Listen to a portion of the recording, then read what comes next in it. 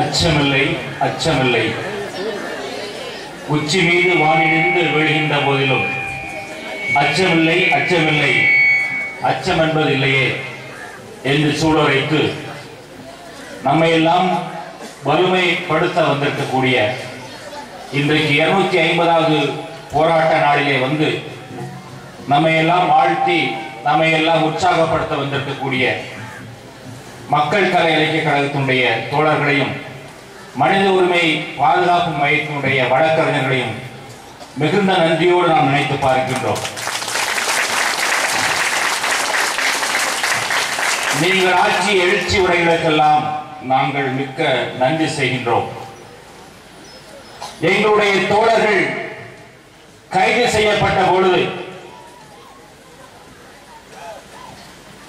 எங்களுடைய தோழர்கள் துவண்டு விடாமல் இருப்பதற்காக உங்களுடைய தோழர்கள் கடலூரிலும் திருச்சி சிறையிலும் நண்பகல் இரவிலே நடுநிசி இரவிலே சென்று முழக்கங்களோடு கை குழந்தைகளோடு முழக்கங்களிட்டு எங்களை உற்சாகப்படுத்தி நினைத்து பார்த்து நாங்கள் உங்களை பாராட்டுகின்றோம், நன்றி கூறுகின்றோம்.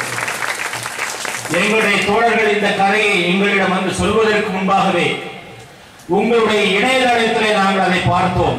கை குழந்தைகளோடு உங்களுடைய தோழர்கள் இரவிலே சென்று எங்களை வரவேற்றதை பார்த்து மிகவும் புல்லரித்து போனோம், மகிழ்ச்சி அடைந்தோம். அதற்காக உங்களுடைய தோழமை உணர்வுக்காக நாங்கள் நன்றி கூறுகின்றோம்.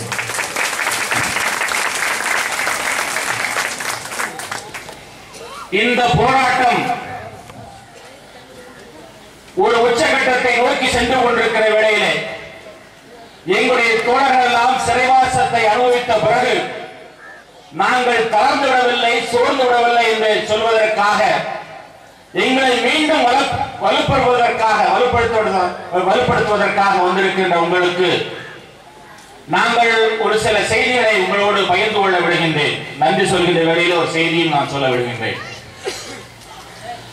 இன்றைக்கு கூடங்குளம் அணுகுலை எதிர்ப்பு போராட்டம் ஒரு இயக்கமாக, மாபெரும் இயக்கமாக நடந்து கொண்டிருக்கிற வேளையிலே இந்த போராட்டத்தை நடந்து கொண்டிருக்கக்கூடிய இந்த போராட்டத்தில் பங்கெடுத்துக் கொண்டிருக்கக்கூடிய மக்களை பாதுகாக்க வேண்டும் என்று சொல்லி, சட்ட ரீதியாக எங்களை பாதுகாக்க வேண்டும் என்று சொல்லி நீங்களும் இயக்கம் நடத்தி கொண்டிருக்கிறீர்கள். அதற்காக நான் உங்களை பாராட்டுகின்றேன்.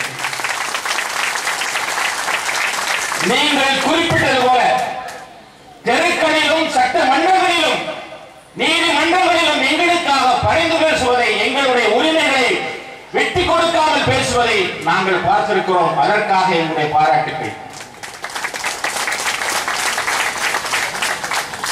உலகமெல்லாம் அரசுகள் எல்லாம் எங்களை தேசபோதிகள் என்று சொல்லிக் கொண்டிருக்கிற வேளையில இந்த தேசபோத பட்டம் எங்கள் மீது சூட்டப்பட்டிருக்கின்ற வேளையிலே நாங்கள் எல்லாம் தேசத்துடைய பாதுகாவலர்கள் என்று நீங்கள் அறிவுகள் விடுத்து எங்களுக்கான சட்டமன்றங்களில் நீதிமன்றங்களில் போராடியதற்காக உங்களுக்கு நாங்கள் பாராட்டு தெரிவிக்கின்றோம். நாங்கள் இந்த நாட்டுடைய மன்னர்கள், இந்த நாட்டுடைய பூர்வீக குடிமக்கள், நாட்டுடைய வளங்களை பாதுகாப்பதற்காகத்தான் போராடி கொண்டிருக்கிறோம். எங்களுக்கு தான் தேச பாதுகாவலர் பட்டம் கொடுக்கப்பட வேண்டும், தேசபோதிகள் வேறு எங்கே இருக்கிறார்கள் என்பதை இந்த உலகத்துக்கு நீங்கள் அடையாளம் காட்டிக் கொண்டிருக்கிறீர்கள். இந்த போராட்டம் இன்னைக்கு பல பேர் கணிப்பது போல இது ஒரு மிதவாத போராட்டம் போல இன்னைக்கு தெரிந்து கொண்டிருக்கிறது. நிச்சயமாக இது மிதவாத போராட்டம் அல்ல, இது ஒரு தீவிரமான ஒரு போராட்டம் தான். இந்த போராட்ட குழுவினுடைய பொறுப்பாளர் தலைவர் உதயகுமார் அவர்கள் ஒரு செய்தியை கடந்த 1.5 மாதங்களுக்கு முன்பாக மக்களுக்கு அறிவித்தார்கள், உலகுக்கு அறிவித்தார்கள்.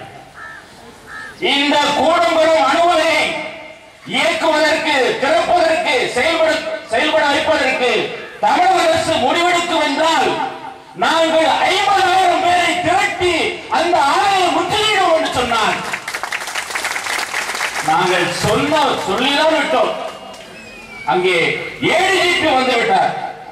ஏடிஜிபி வந்து இந்த மக்களை எவ்வாறெல்லாம் தடுக்கலாம் என்று திட்டமிட்டார். பிறகு சட்டப்பேரவையிலே கூடுவதற்கு முன்பாக அமைச்சரவை கூட்டம் போட்டார்கள். கூட்டம் போட்டு திறக்கலாம், பாதுகாப்பாக இருக்கிறது என்று சொல்லி அறிவிப்பு கொடுத்தார்கள்.